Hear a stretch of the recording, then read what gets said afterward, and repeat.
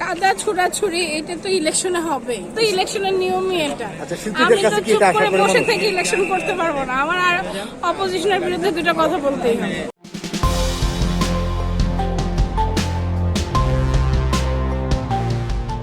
এর জন্য অনেক ধরনের নিরাপত্তা নেওয়া হয়েছে যাতে শিল্পীরা কেউ আক্রান্ত না হয়।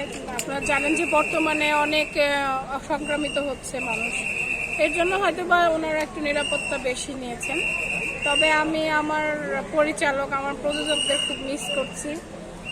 ওনাদের উপস্থিতিতে আগে নির্বাচনগুলি হতো, এখন ওনারা নেই, এই নির্বাচনে আসেননি, এটা একটু খারাপ লাগছে ওনাদের জন্য, মিস করছি ওনাদের।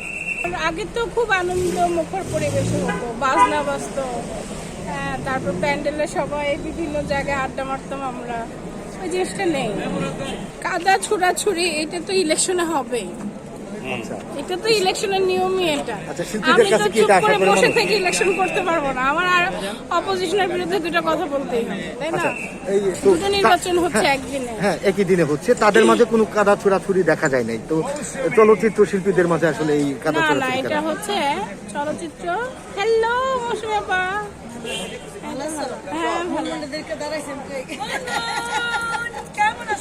এই তো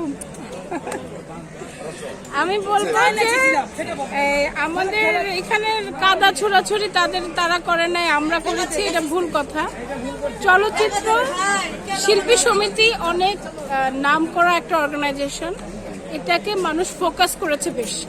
আমি নাট্য জগৎকে ছোট করছি না, তাদেরটা অনেক বড়, কিন্তু তাদেরটা নতুন, মানে জাস্ট সদ্য মানে তাদেরটা সৃষ্টি হয়েছে, এটা কিন্তু অনেক পুরাতন এবং এটা সারা বাংলাদেশের মানুষ শিল্পী সমিতিকে চিনে, যার জন্য দর্শকের কাছে এটাই ফোকাসড।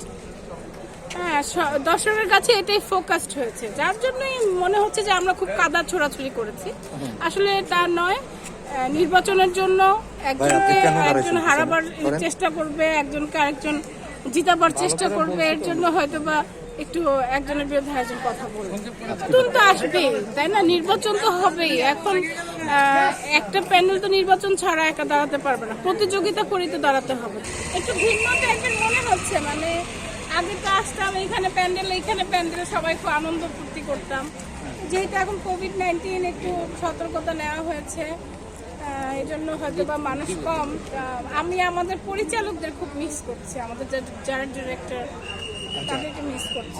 তা আল্লাহ তাআলার কাছে দোয়া করি যেন এই অসুখটা পৃথিবী থেকে চলে যায়, যে আমাদের জীবনযাত্রা অনেক চেঞ্জ করে দিয়েছে।